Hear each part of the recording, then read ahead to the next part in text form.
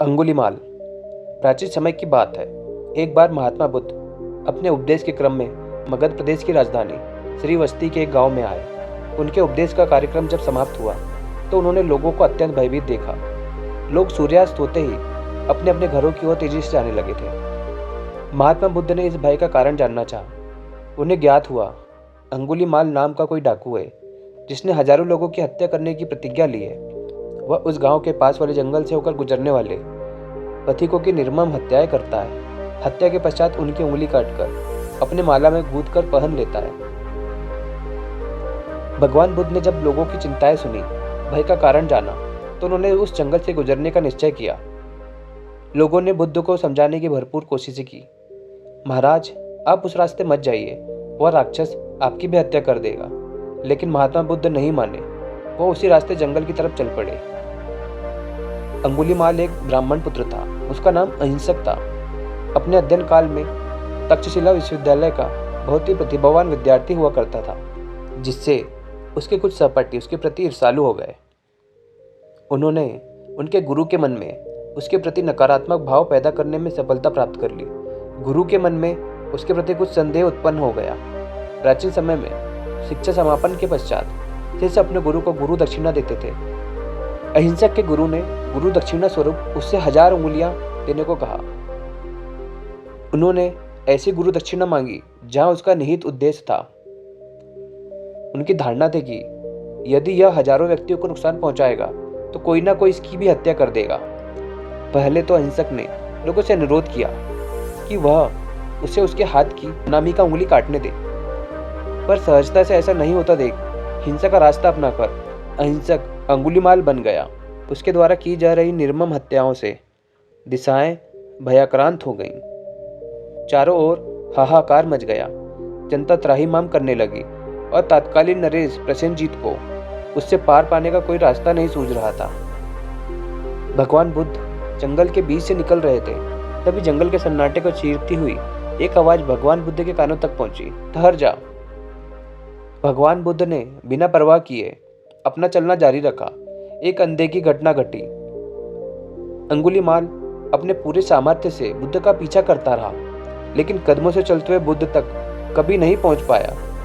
वह झल्लाकर फिर एक बार क्रोध से बोला, मैं कहता हूं ठहर जा, मैं तुम्हारी हत्या कर दूंगा। बुद्ध का निर्भीक उत्तर और दिव्यमान चेहरा अंगुलीमाल को असहज कर रहा था। अंगुलीमाल ने कहा, मैं तुम्हारी हत्या कर दूंगा सन्यासी, क्योंकि तुम हजारवां शिकार हो। सन्यासी, तुम्हारी उंगलियां काटकर मैं अपनी गुरु दक्षिणा और अपनी प्रतिज्ञा पूरी कर लूंगा। बुद्ध ने बड़े शांत स्वर में उत्तर दिया, तेरी जो मर्जी कर, लेकिन उससे पहला मेरा एक काम कर दे। सामने के पेड़ से कुछ पत्ते तोड़कर ले आओ।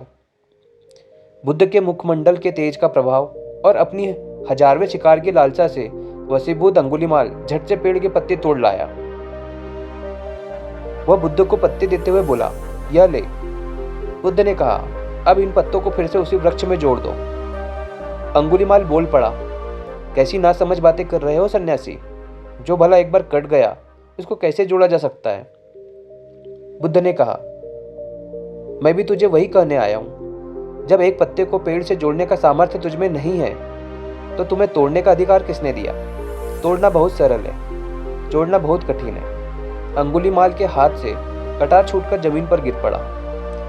आंखों से आंसुओं की धारा चल पड़ी। अंगुलीमाल ने अंगुलियों की माला बुद्ध के चरणों में डाल दी। तब बुद्ध वापस गांव की ओर चल पड़े और उनके पीछे पीछे अंगुलीमाल आंसुओं से भीगा हुआ बुद्ध के पीछे ही चल पड़ा। अंगुलीमाल बौद्ध भिक्षुक बन गए। हालांकि उसकी मृत्यु भिक्षुक बनने के कुछ समय पश्चात हो गई, परंतु अंगुलीमाल एक बौद्ध भिक्षु बन पूरी जिंदगी सेवा में लगा रहा। इस कहानी से हमें यह सीख मिलती है कि एक व्यक्ति का विचार कभी भी बदल सकता है, चाहे वह कितनी खराब जिंदगी क्यों ना जी रहा हो। शर्त इतनी सी है कि उसे मार्गदर्शन सही मिलना चाहिए।